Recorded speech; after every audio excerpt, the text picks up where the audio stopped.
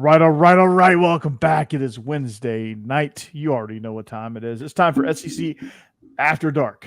Welcome in, Stephen Willis, Jeb Beecham, Jake Thomas, and I am Corey Burton, here to we are here to deliver the greatest night SEC show on the market. Let's go ahead and oversell it, Corey. Right. Yeah. Hey, let's set them expectations at a point that we can never reach it. It's simply tonight going to be the best show of all time. Yes, it is. Every show is the best show of all time. You didn't get that memo, Steve? Yeah. Sorry. The mailman has not come and delivered just yet. So we are presented by DeadSoxy. Hey, Ole Miss fans, our friends at DeadSoxy have a unique way for you to back your favorite team. By subscribing to the Ole Miss NIL sock subscription, you will get the latest, freshest, and also directly the latest and freshest socks, and also directly support Ole Miss athletics. You're not just a subscriber, but you are a member. As a member, you get perks like top priority access to new Ole Miss socks, a standing 25% discount, and free shipping, plus score a free pair of limited edition Juice Kiffin socks when you sign up. No membership. These are lane train socks. No membership fees. No fuss. Pause, skip, or cancel at any time. Just add a pair of NIL socks to your cart, set your delivery frequency, and you're all set. So head to DeadSoxy.com now. Not now. Well, not. You can join it while you're listening and join the Ole Miss NIL subscription. Stay soxy, everybody. Stay soxy. Yeah. We're also presented by betonline.ag as well. They provide support for our picks segment. So they have everything from live odds. They have props, futures, anything you want in the sports betting world. BetOnline gives it to you, and they have a live casino. So if you like to play blackjack, roulette, slots, or as Jeb likes to play, Caribbean stud poker, they have it just there for you. So what you need to do, you need to get on betonline.ag, either on your phone or your computer, and get that 50% welcome bonus by typing the promo code Bleav. That's BLEAV to get that promo code. BetOnline.ag is where the game starts. So as we grow into the greatest show this side of the Mississippi ever. Yes. Ever. The greatest SEC night show it's like ever. The MASH finale, all in one. This would be fantastic. Yeah. Every show is the greatest episode ever. As we grow into that, you'll see the list of sponsors that will be a little bit longer each time. So we love it, man. We got a great show. Saban bought his retirement home. Yes. Maybe. We got some that was absolutely his retirement home. Now that doesn't mean he's going to retire this year. But that is absolutely his retirement home. We got some team previews. Yeah, poor ones. Kentucky, Georgia, Auburn, Tennessee, Kentucky, and Auburn. Right, we got those on the docket. Talk about Devin Leary and Ray Davis. After that, there's the preview right there. Yeah. So, there we go. And then of course, off the rails. I want to kind of pour one out for the Pac-12. Pac-4 now. So, but Steve, since brevity is king, since you went last time, we'll start with you. Let's hear about them Wildcats, man. And we're gonna do a Kentucky Wildcats preview, and I am the king of brevity. I do not want this to go longer than 3 or 4 minutes. But we'll try. The Wildcats went 7-6 last year. They ended up losing the Music City Bowl. They got beat by that Iowa offensive juggernaut, if I'm not mistaken. Ended up losing that game. That was what was the impetus for Kentucky to change out their offensive coordinator and bring Cohen back, the guy who made Will Levis into a decent quarterback. Offensively, they've got Devin Leary came in. He's the transfer that everybody wanted. And if anybody claims that they didn't want Devin Leary, they lied to you. They also got Ray Davis from Vanderbilt. If you didn't want Devin Leary, you're stupid because he's really good. He's going to replace Chris Rodriguez. He's going to be that thumper that Kentucky has been known for. Defensively, it's going to be a solid unit, okay? One thing you can count on from Mark Stoops is they're going to play defense and they're going to play it well. The line loses big Justin Rogers as the anchor, but they got a North Carolina transfer along with Josiah Haynes will be on the blocks on the inside. So we'll see exactly what happens. The defense is going to be fine. The keys to the season, though, that you can look for Kentucky this year, third down conversions. Now, part of them not converting third downs last year was because Will Levis was the quarterback. I don't care if he went to the Titans. Will Levis playing quarterback cost them third downs. Their biggest transfer in is Devin Leary, obviously. Their biggest loss is Justin Rogers going down to Auburn. Their key player is Marquise Cox, an offensive tackle, which an offensive lineman for Kentucky after last year's offensive line being a key player, that's kind of interesting.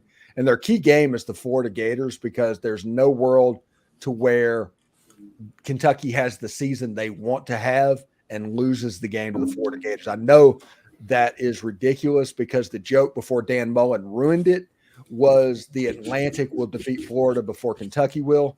Then Dan Mullen ruined that as well. Best players, Devin Leary, Derek Jackson, Marquez Cox, J.J. Weaver. Ray Davis comes in the top 5. Fun stats for them. They had 33 minutes of time of possession. As we all know, 2 years ago, they had that stupid game against Tennessee where they had the ball for like 45 minutes and ended up losing the game. and got boat raced. Yes. Yeah. And not just lose, they got destroyed. And this is a fun stat as well. Last season, they did not convert a 2-point conversion. They were 0 for 5. So they tried 5, and they did not convert 1. Their over-under at win total is about 7.5. Like I said, that Florida game is a swing game. If they lose that game, it's probably going to hit under. If they win that game, they're probably going to hit over. But that is your Kentucky Wildcats. All right. Yeah, so the story is going to be Devin Leary. Can he fill in Will Levis's footsteps? Doesn't seem like our task at this point. Don't let the Titans reaching in the second round fool you on that. So I'm actually excited to see this Kentucky team. I think there's a lot of good things defensively. I think they bring a lot to the table. I think Stoops has done a tremendous job creating a culture defensively that is really good at getting after the passer. And then offensively, man, you guys know how I feel about Devin Leary, so that goes without saying. Right. Rightfully so. Jeb, why don't you tell us about the Tennessee Volunteers? All right. I'm going to do my best to do this without getting too much into the weeds. But basically, so Tennessee went 10-2 last year, which for anybody that's been watching college sports for the last 15 years knows is finally just the best season that Tennessee's had in 15 years. Yeah, well, I don't want to go back and count exact numbers. Let's just stick with 15. It's a nice round number, okay? It's probably not 20, but it's somewhere in between there. Anyway, it's been a long time, obviously. Tennessee was just a powerhouse in the 90s and early 2000s, and it all just fell apart after that. They've not been able to find their coach. They finally seem to have, but I think this year is going to be where they really get a better beat on whether that was a fluke or not. I don't think it was. I think he's a great coach, but we're gonna see how they respond, because there's a couple things that happened this season that Tennessee's had issues with in the past, just those kind of monkeys on your back kind of thing. Yeah, I think we refer to it as playing football. Yeah, shut up. No, specific things, okay? Like winning in the swamp. They just seem to have a block with Florida, so they're going to go down there this season, and this is, if you're going to beat them in the swamp, this is the season to do it, as Florida probably won't be quite as good as they normally are this year, unless there's some miracle, and let's just pray that doesn't happen, to whichever God you pray to. But no, as far as Tennessee's concerned, their offense, it's going to depend on how some of these new pieces really fit in. Joe Milton, of course, is the main key. He's got an amazing arm. He's a great runner. He's got good pocket presence, but he has no touch on the ball, or at least hasn't in the past, which can result in injuries to his own teammates from what we've seen. So it's just going to be – this is his final chance before the NFL. If he's got any shot at it, he's got to have a big year this year. So that's the question. Can he step up and do it this year? They are slightly rebuilding their offensive line. They lost their best offensive lineman. He was a top 15 player picked in the draft, Darnell Wright. They did get a transfer in from Miami, I believe, John Campbell, who I think they expect to step into that spot. They've got the pieces for a decent offensive line, but it's going to be one of those that hasn't really played together, so they got to kind of gel. They're bringing back all their running backs, which is great. Jalen Wright, Jabari Small, Dylan Sampson all had great seasons last season. Wide receiver, I think they're doing very well. They've got Brew McCoy and Ramel Keaton on the outside, Squirrel White in the slot. And you know, they don't – Squirrel – it was very fast, which you need to be to catch the Joe Milton pass. But they don't substitute a lot. Deontay Thornton did transfer over from Oregon, and I think it'd be a big part of this offense if they're able to get him involved, and I hope they can. So offensively, I think Tennessee will still be really good, but it all runs through Joe Milton. Defensively, I like where they're at for the most part. Their defensive line has got a couple big guys in the middle. They are trying to replace Byron Young, who was their top pass rusher, and that's the biggest concern, I think, on defense right now. They have a couple of guys that were sophomores. They may be moving up into their junior year or redshirt sophomore somewhere in there, who were both four-star not draft picks, but recruits. So you're hoping one of them is one or both are able to step up. I really like that Aaron Beasley, who played in the middle last year, in the bowl game, the Orange Bowl against Clemson, they moved him over to the wheel spot, and he was much better. He had 2 sacks in that game. He had like 15 tackles. He was just a monster in that spot. And that was a spot that Jeremy Banks had been playing, but he didn't play in the bowl game, obviously. So they're going to leave him there, and I think that will really help their pass rush and let him just kind of free range around and get tackles because he's good at that. And they brought in a transfer from BYU, whose name I cannot say, but it's Keenan Pili, maybe Keenan Pili, something like that, who's a big linebacker who can play the right spot. That's kind of what it sounds like. Keenan Pili. Yeah, well, I don't know. And then and their secondary is not great, but they're all seniors. So next year, I'm kind of worried about that. We're going to lose like 5 or 6 people, starters in our secondary.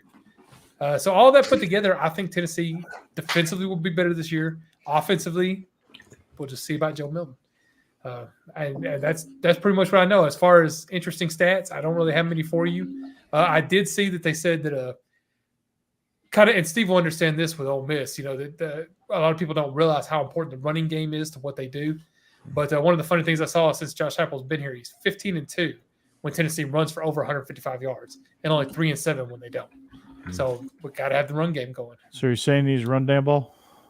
Run, yes. And they spread it around. They've got, like I said, a great trio of backs. I really like their freshman Cameron Seldon, but I don't expect him to play a whole lot this year. But he looks like he's going to be a monster in the future. So yeah. And offenses like Josh Heupel and Lane Kiffin, the R in RPO stands for run. That's literally the first word. Yes. Mm-hmm. Yeah, they need the fake handouts. Good God, I'm blanking on words right now. Words are tough. Yeah, well, anyway, yes. I'm just mesmerized by your set, and I just keep looking at your critter on the shelf back behind. I do like him, yes. And there's a little guy over here that's kind of hard to see too. He's the little dude in the Star Wars that's sitting with Jabba the Hutt. Laughing. Yeah. But anyway, that's Tennessee in a nutshell. Yeah. A very quick nutshell. There you go. So Jeb, I understand words are tough. There ain't no brain like a teacher brain on the first week of classes.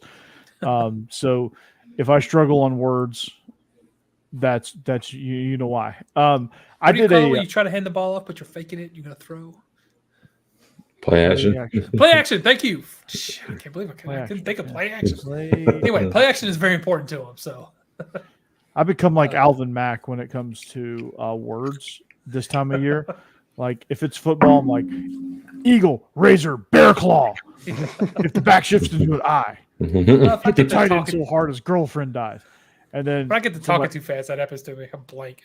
Then somebody asks me a simple question. I'm like, Buffalo? The funny thing is, like, everybody has a favorite sports movie, and if they ask you what your favorite sports movie is, you automatically go to like generally one of the baseball movies, or I like Miracle and stuff like that. But every person to a man can quote something from the program. Oh yeah, I could quote the whole freaking thing. I love the program. That movie's incredible. But it's never going to show up on a top 5 sports movie. No, it was terrible. Everybody loves that movie. True. It was widely unknown and pretty bad movie if you just look at it from I never met your mother. That was one of those that kind of depressed me a little bit. Yeah, I remember that. Oh, you that boo butt looking mother. That got my baby sister pregnant. I won't go say it, Steve. We don't need to quote Alvin Mack. We should probably quote Latimer, though. I'm a first team defense. Mm-hmm. A seat at the table. Steve, you're missing one key element there. What? Got a headbutt a window.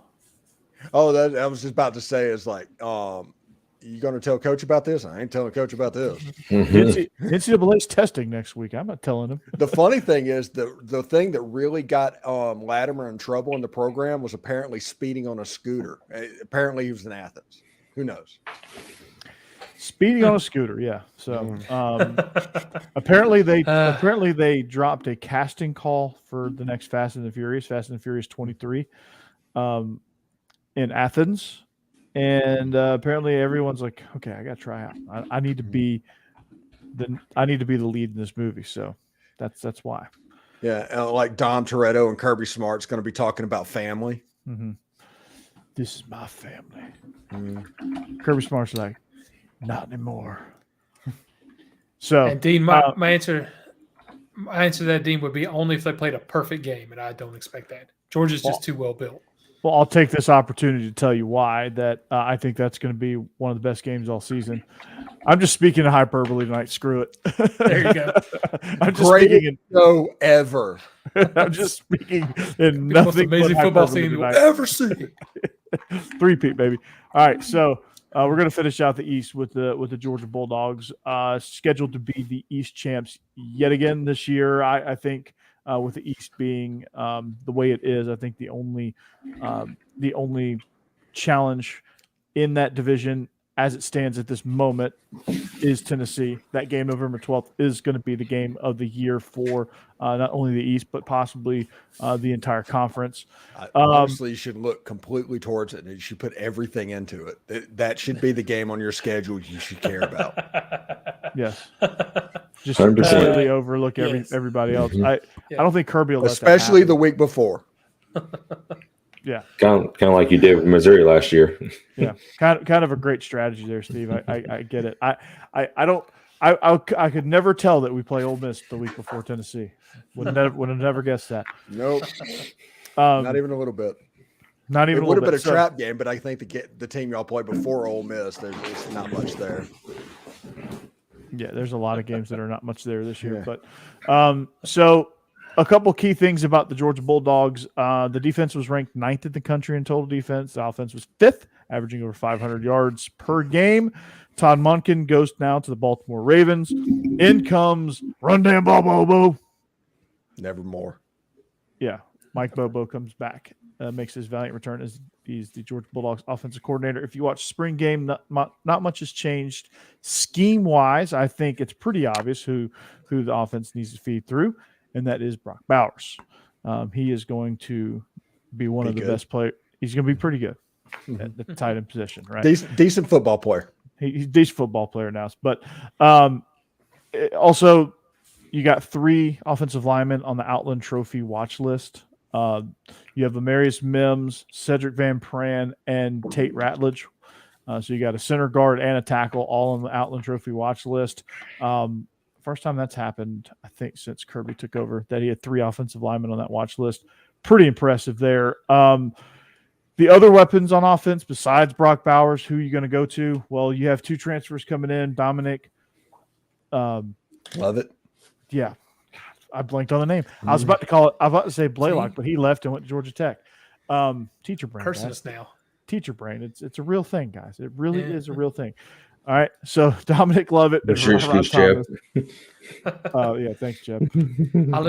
I live in Florida. Okay. We all have that teacher brain in Florida. Yeah. Because we ain't got any real teachers. And today it was like 100 degrees. Today was just absolutely brutal. Yeah. Yeah. And probably 100% humidity too, so it felt like 110. And you felt like my pool is 92 degrees. Did you have to chop through the air with a machete? Bath water. Yeah. I bet you did. Okay, so the receiving core, Dominic Lovett and Rara Thomas. They join, of course, Ladd McConkey Ladd McConkey is the leading receiver coming back. Marcus Rosemary-Jack Saint is the leading speeder. He is truly a deep threat. He has speed on and off the field. He's going to be playing the X position now. So we got a strong group of receivers. Just don't know which one of them is going to be the guy yet. We know what going to be the challenger. Yes. You lose A.D. Mitchell, which is actually a huge loss for them. He was best receiver probably in the division, if not Nashville, right? Yeah, Nashville, and went to Cane Ridge. He's a true Nashvilleian. So, but the question on everybody's mind: who's going to throw the ball? Who's going to throw the damn ball? It's going to be Carson Beck. He is all but guaranteed the starting job. It's just a matter of who's going to back him up at this point, which if you listen to my show, I like Gunnar Stockton. I'm not going to get into all my reasons why. You'll have to check out Bleav In Georgia Dawgs to figure that out. So defensively, it's really quite simple. A lot returning in that unit. The biggest strength on that side of the ball is the secondary. You get Kamari Lassiter, Malachi Starks, and Javon Bullard coming back to a very star-studded group in the backfield. You got Michael Williams coming back as the lead pass rusher now. Your inside linebackers, this is a real name, I promise you, Smile London and Jamon Dumas-Johnson. So Smale London, Jamon Dumas-Johnson are the two inside backers that are going to be roaming. And then on the defensive line, that's probably I say it's probably the weakest position just because there is no superstar in that group, but it is a very talented group. It's just a bunch of guys, just a bunch of role players, right? Zion Logue, Nazir Stackhouse, Warren Brinson, those guys, just to name a few that can really clog up the defense. So, or it can really clog up the run lanes for the defense against the offense. So for Georgia to be successful, of course, they just got to go 1-0 every week. And that those two key games, Tennessee, November 18th, the greatest game in the history of the world. You heard it here, brother. And then Ole Miss right before that. And of course, the Florida game's always interesting. And the Auburn game, I think, will be Carson Beck's first true hostile road environment test. And so you got to see kind of how that shakes him up. Not much. It doesn't seem like much phases Carson Beck, but you got to see how that one, how he does there. If you look at some fun stats from last year, Georgia was 87% on fourth down conversions, while allowing just 27% of opponents converting on fourth down. Georgia won the rushing touchdowns by a score of 44-7 against their opponents. So 44 rushing touchdowns to only letting up 7. First quarter scoring, Georgia has scored 139 points in the first quarter, opposed to 37 points. So 139 points opposed to 37 points in the first quarter. So the predictions are 11 games. I just don't see. I guess people are thinking Georgia's going to lose to Tennessee. That game's really a coin flip, honestly, but I don't see a road that Georgia can't go 12-0. Say it, believe it. Your lips to every Georgia player's ears. It's that rat poison, man. There's one game you're overlooking. October 14th at Vandy. The Jefferson Pilot. The Jefferson Pilot's coming back for that game. Yeah. Just one game. By the way, anytime I see like somebody will put the Jefferson Pilot intro up, and it's like, hey, look at this. And the first thing that pops in my head is Ole Miss versus Vanderbilt. Yeah. Bob that head. Yeah. Bob that head. Like 2008, Ole Miss beat Florida on Jefferson or Raycom, and the next week got beat by Vanderbilt. Mm-hmm. Yeah, I don't know. I'm like, You'll never see a player that will try as hard as me. Oh, the gratulation. Mm-hmm. Yeah. You'll never see another player that will yell and scream as much as me. I will do this like crazy. Mm-hmm. I will use the air cell phone in Tiger Stadium. like a boss. No one ever does that. And I will make Florida's roster single-handedly halfway moral by just being there. Yeah, he failed miserably at that one. So you guys got any Georgia questions for me? Not really. The question that I have is, Mike, what's it like down there, buddy? Put something in the chat. Tell us what Hawaii is like right now. Hey, what's up, Mike? I know Maui's like on fire right now because and I'm sure it's all smoke. I think all the airports are getting closed down because there's no visibility. Right. Ooh, Yeah, Go Dogs. Welcome. not much room to run to on those islands. yeah. There's people jumping into the ocean to get out of the way of the fire. Mm. Oh wow. Yeah, That's terrible. Yeah, it's rough. But I mean, that is part of the ring of fire. I mean, Well, that kind of comes with the territory. I guess when your home was formed by a volcano, yeah. Yeah. What is it? Mauna Lea or whatever started erupting this year. Oh, did it? Mm-hmm. Ooh, Yeah. That's not good. So I'll visit that another time. yeah, Oh, we're gonna take a break. We'll get a chance for some foliage to come back. Yeah. We don't want to go to Hawaii and it looks like Arizona. No, we definitely don't want to do that. Yeah, that's And- not why you go to Hawaii. / Mars. Yeah. Well, speaking of breaks, hey there, college sports fans. Want to show your allegiance down to your socks? Well, DeadSoxy's got you covered with vibrant socks in your team's colors, whether it's purple and gold, crimson, or cardinal. DeadSoxy is the place to go.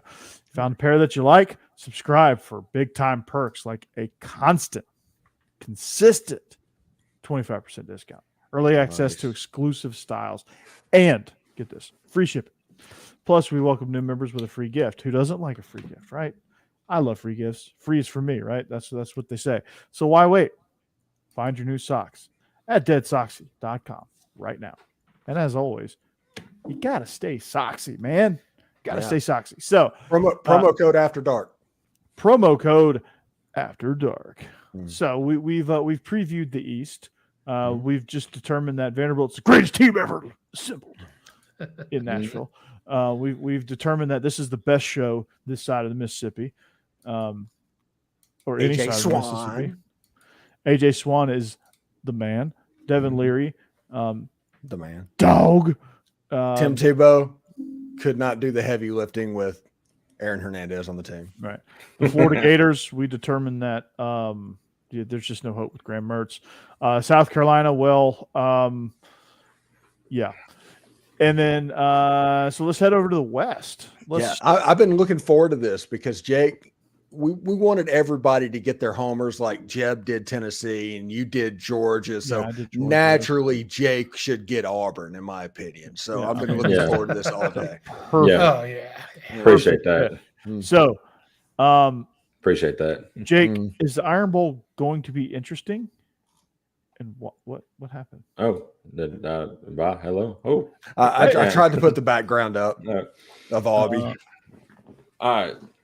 So I would say the off season for Auburn was definitely unique. They went out and got a Hugh Freeze, even though I have been adamant that they did not give the last guy much of a chance because they tried to get rid of him with a false accusation because they didn't like him. And anyway, so that's just cult mentality. But anyway, we'll move on from that. But they bring in Hugh Freeze. They bring in, a guy who has some success in the SEC. I mean, he's beat Saban, a couple times when he was at Ole Miss. But back when he was at Ole Miss, things have changed. I mean, he has to beat the likes of Nick Saban now, Brian Kelly, God. See, everybody's having brain farts tonight. Lane Kiffin, Kirby. Words are tough. If he gets to the SEC championship game, got to beat Kirby. So, I mean, there's a lot of variables now going into the season and going into this hiring. Or Coach Heupel, whatever. Our Coach Heupel, yeah. So, there's a lot of better coaches now in the SEC than there was, when he was at Ole Miss. But moving on, they bring in, Robbie Ashford kind of stunk it up last year. And he did stink it up last year. He showed some flashes, but overall, he felt like they needed to get, go out and get a quarterback, and they got Peyton Thorne. I don't know why. The dude threw 11 interceptions last year, and the Big Ten.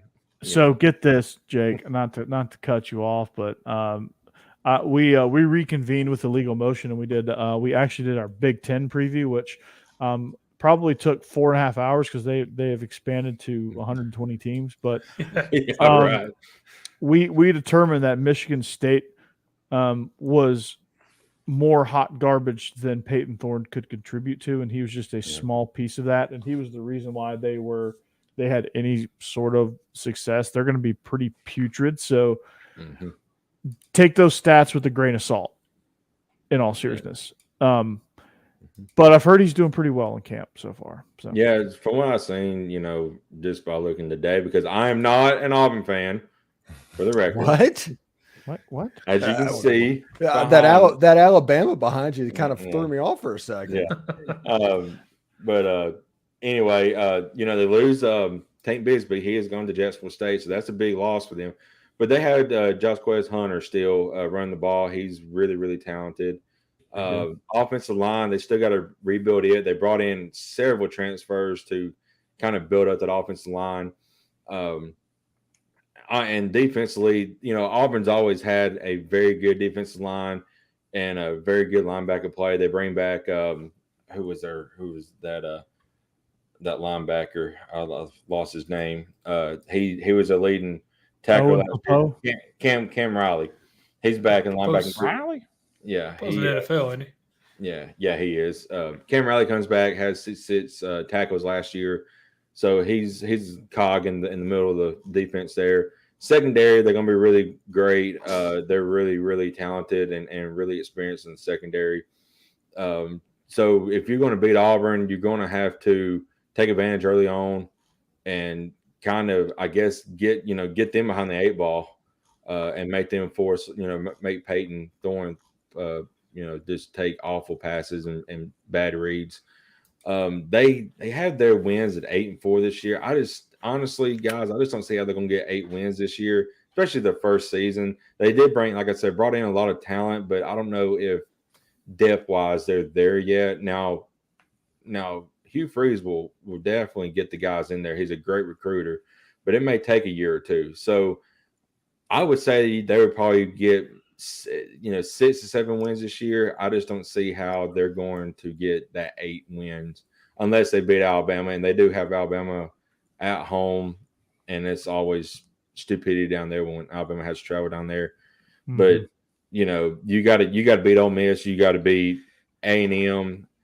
I just don't see how they do that. I don't see them beating LSU, so they got a tough schedule.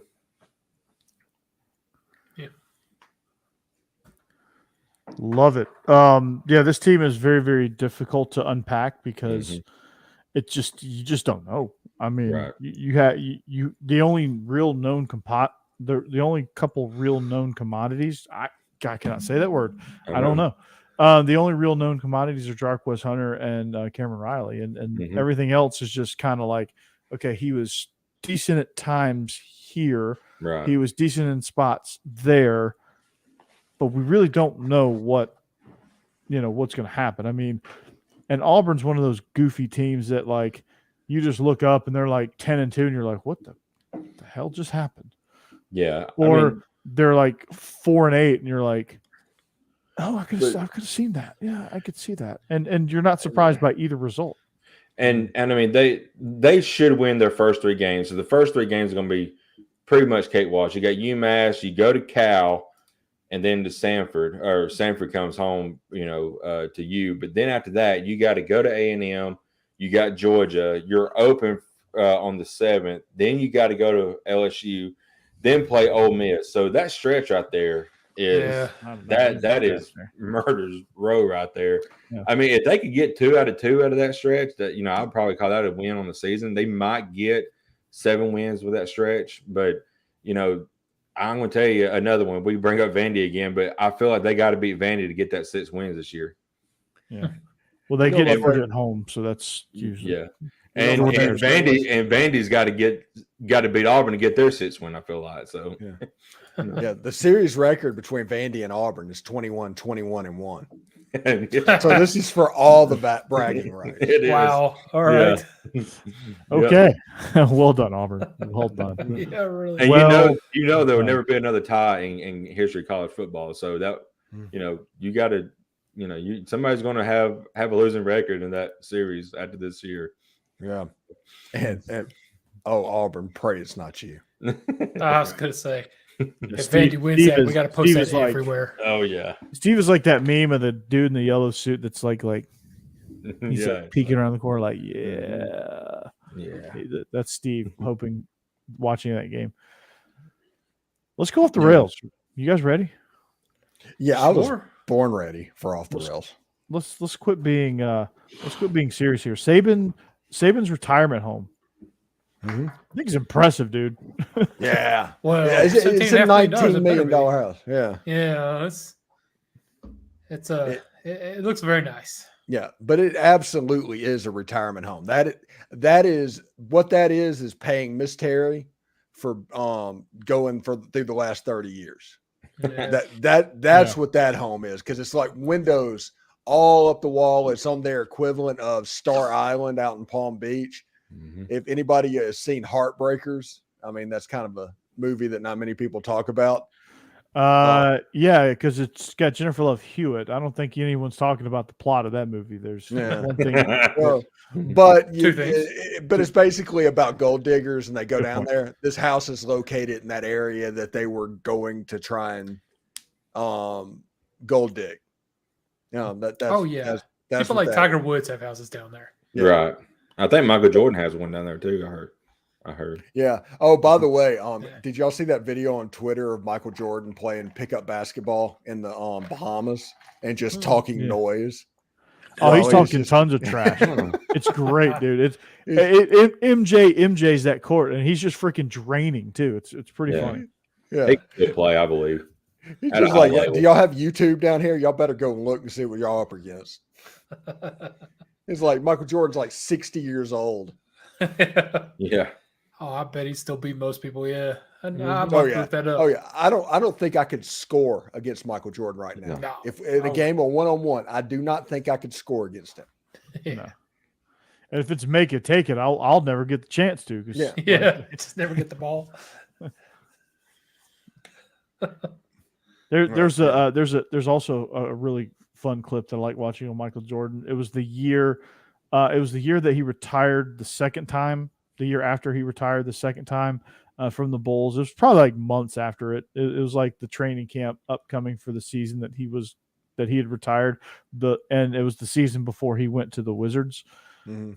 He goes and just absolutely obliterates. I forget who the rookie was. Corey Maggette, I think maybe for the Bulls. Just completely emasculates him. He's like, and every shot he hits, he's like, "You see those banners? I hung those." Nice. He's like, "I'm gonna go right here. I'm gonna back you down. I'm gonna fade away right in your grill. Splash. Yeah, look at those banners right there. Peep those banners." Yeah. Larry Bird did it better. I'm sorry. Larry Bird is Larry Bird is the goat at that. yeah. He was a I'm going to fantastic run trash around. talker. I'm going to look like I'm lost. I'm going to catch the ball. You're going to try to guard me, and I'm going to hit a three from right here. And then he does it. Mhm. Or when he walks by the coach, he's like, "You're putting him on me?" Yeah. MJ did that. It was like, "Oh, he's guarding me. Okay, but 50, Yep. 50. I'm putting a 50 tonight." But I don't know if Nick Saban is going to retire after this season. No, this is not what this is about. But this is obviously the retirement home for Miss Terry that was bought. It's very, very nice. I can see that you're at least thinking about hanging it up if you're buying that property. So it wouldn't surprise me if he walked away after this year, but he could probably still do another year or two. If you look at him though, like, and Jake, you can back me up on this maybe, or you can tell me I'm completely full of baloney. Who knows?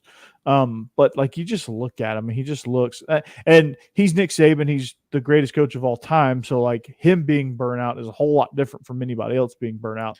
But you can just tell, like it's like I think he's ready.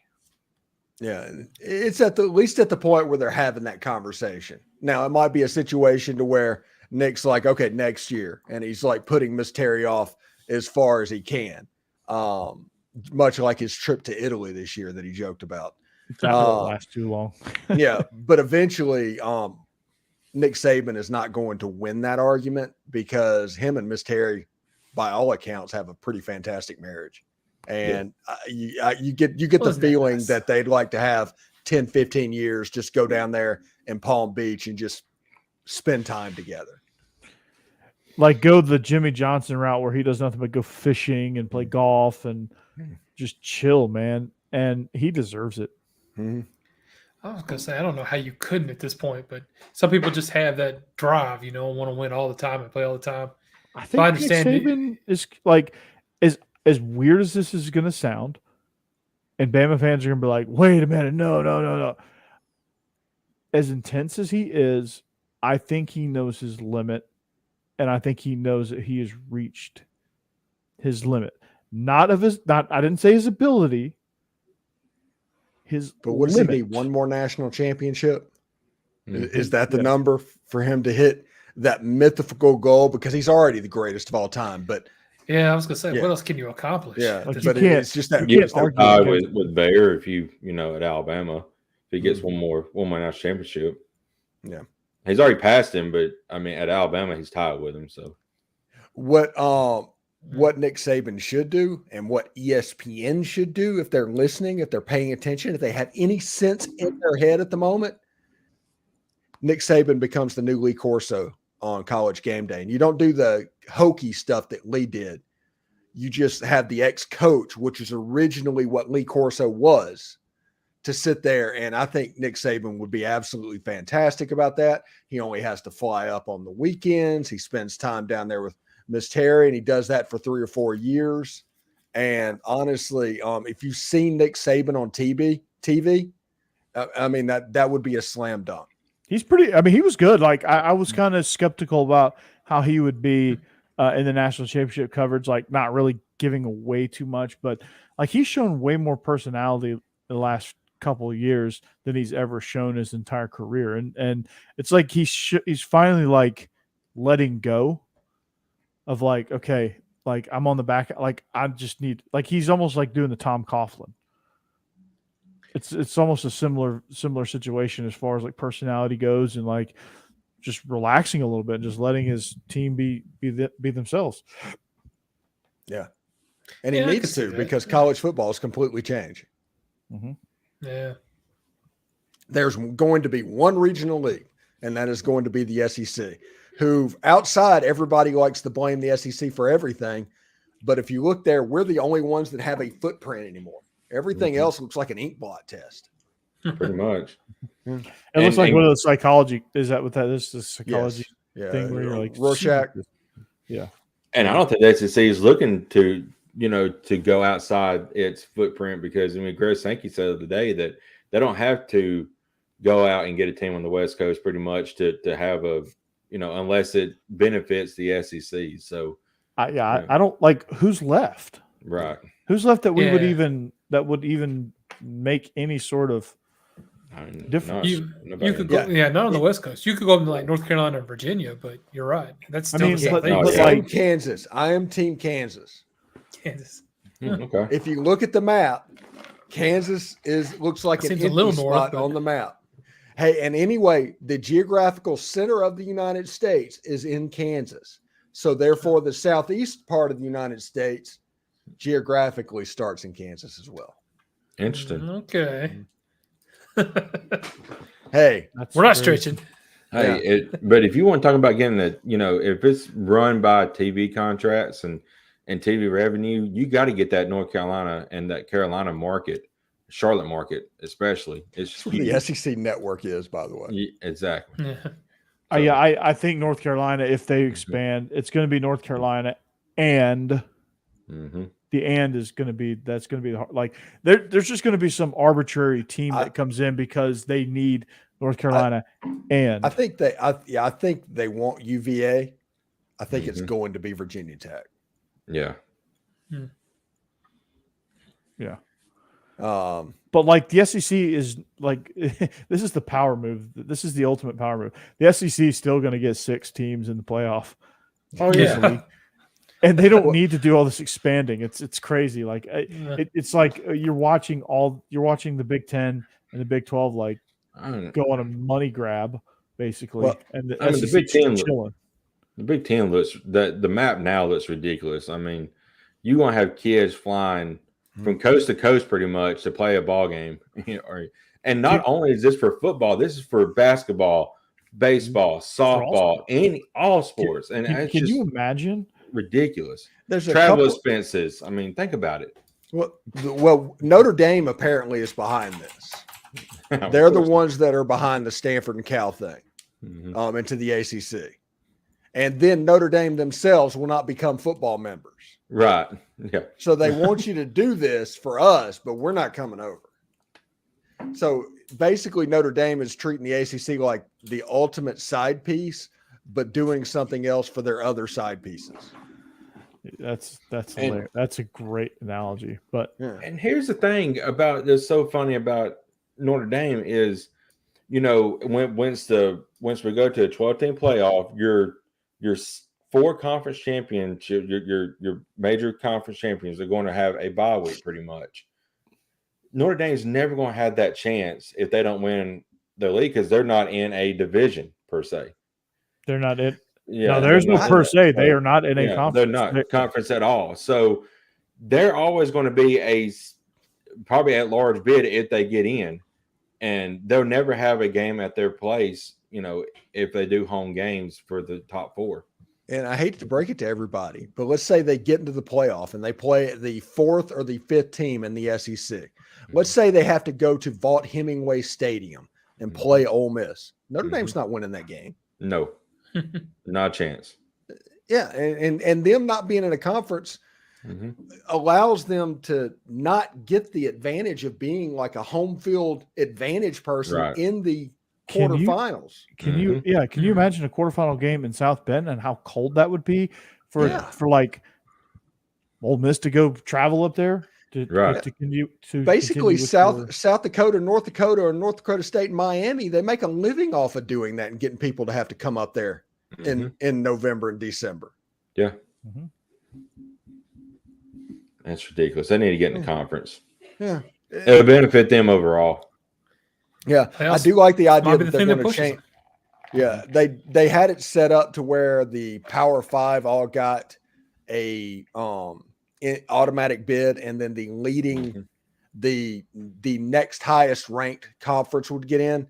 Now it looks like it's going to change to where the top 6 conferences get an automatic bid. So if for some reason the Sun Belt and Coastal Carolina has that run that they had a couple of years ago, all of a sudden the Sun Belt could get an automatic bid in the playoff. To me, that'd be pretty cool. That would be really cool. With a 4-0 record, Oregon State wins the Pac-4. Automatic bid. Which, by the way, if any common sense exists in conference realignment, the Mountain Pack. It needs to merge with the Mountain West. Yes.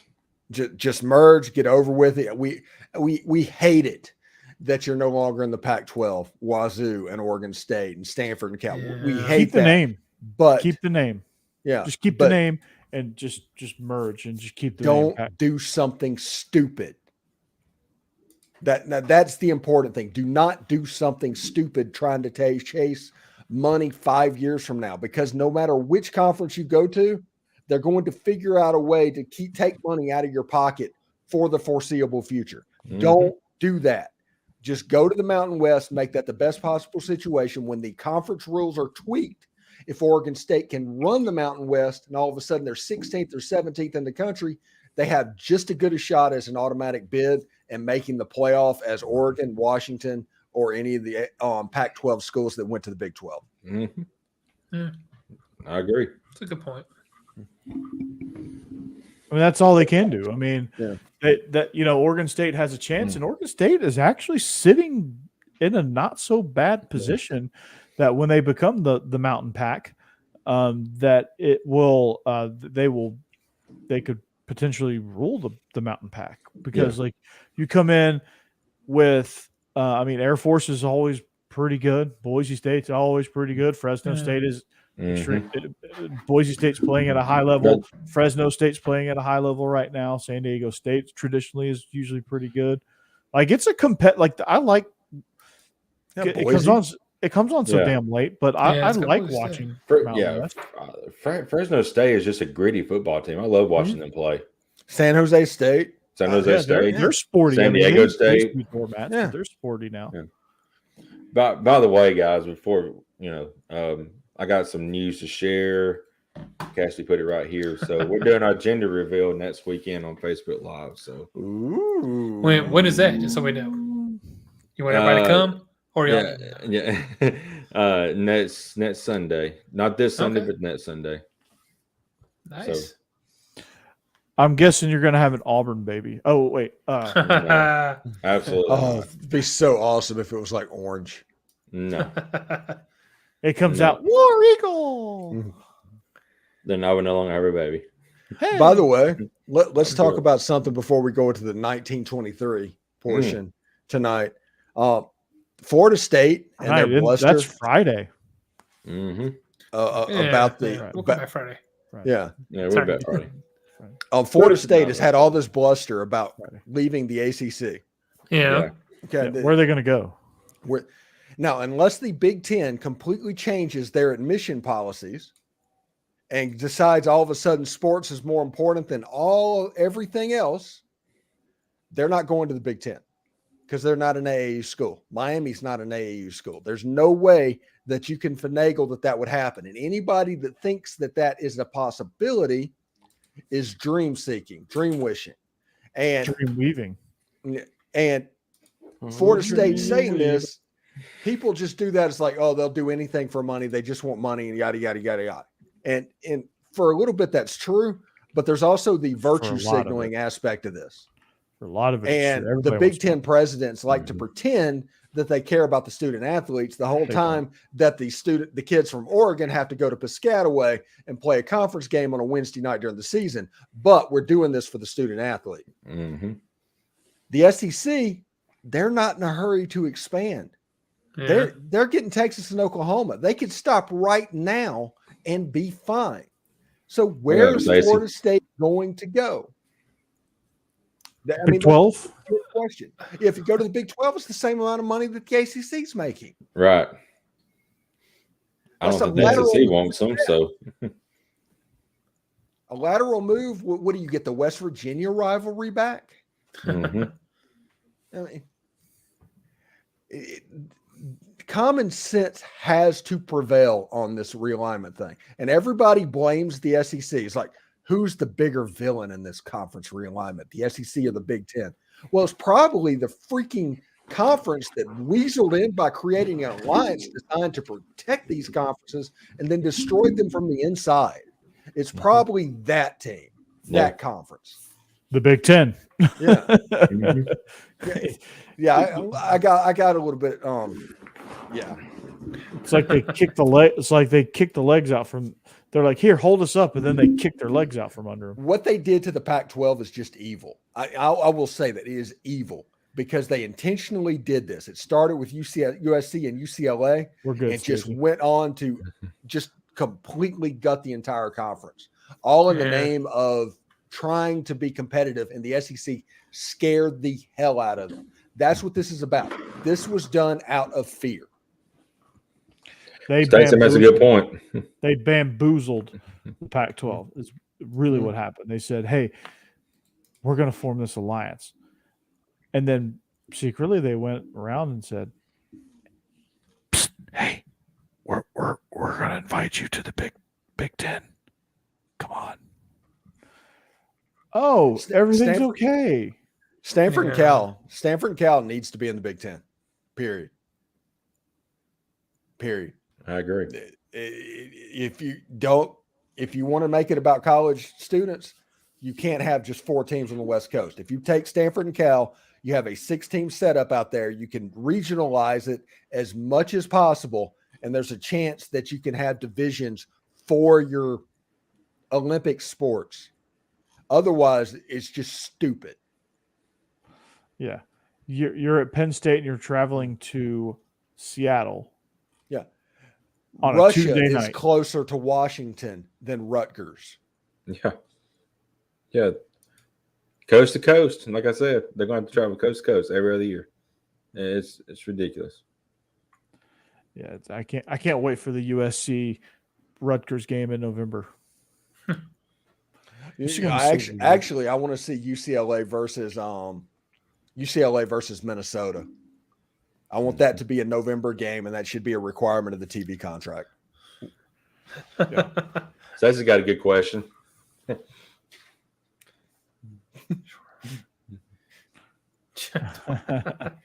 Honestly, hey, you know what the big winner was in this round of conference realignment? It was the Alliance not letting the Big 12 in. Yeah. Yeah, that's true. How much were they able to smell like a rose coming out of this?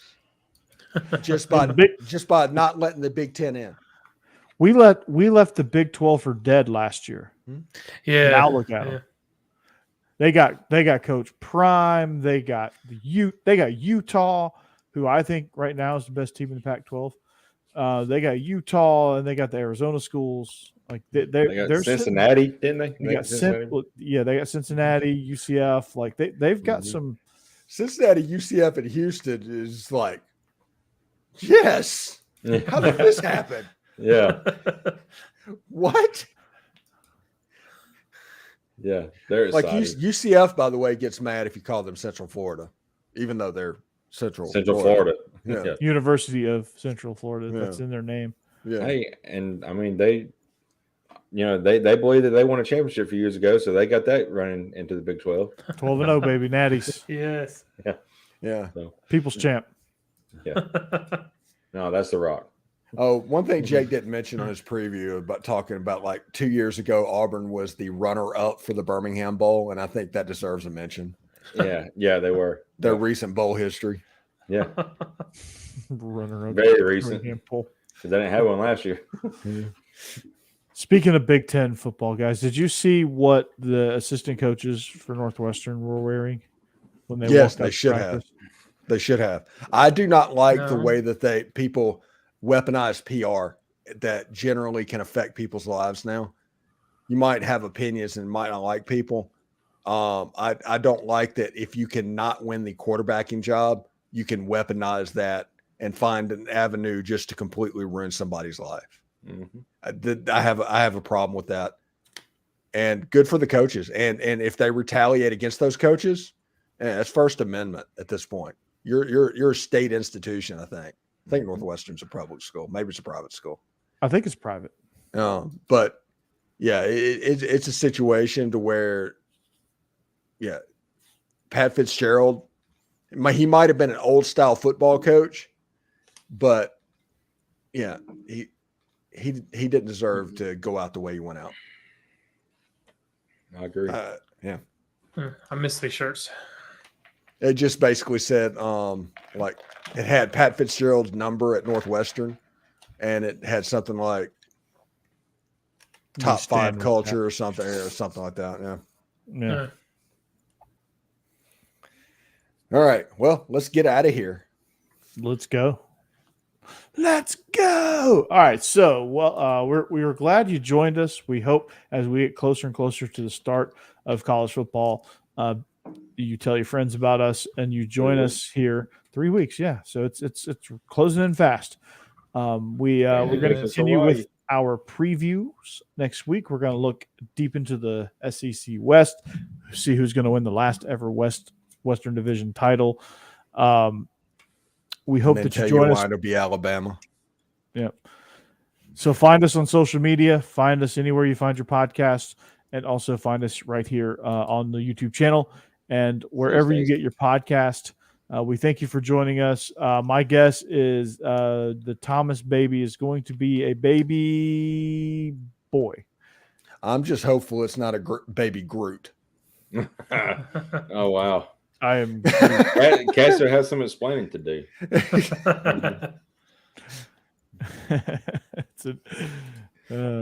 I am Groot. So we thank you for joining us. We are SEC After Dark, presented by DeadSoxy and Bet Online. And we will talk to you. We'll see you back here next week. Catch us on After Dark commentary and reactions this Friday, 1923, episode 7. Going to be a really, really, really good one. We hope you join us, and we'll talk at you later. Peace and go Dogs. Go Vols. Hotty toddy. Roll Tide.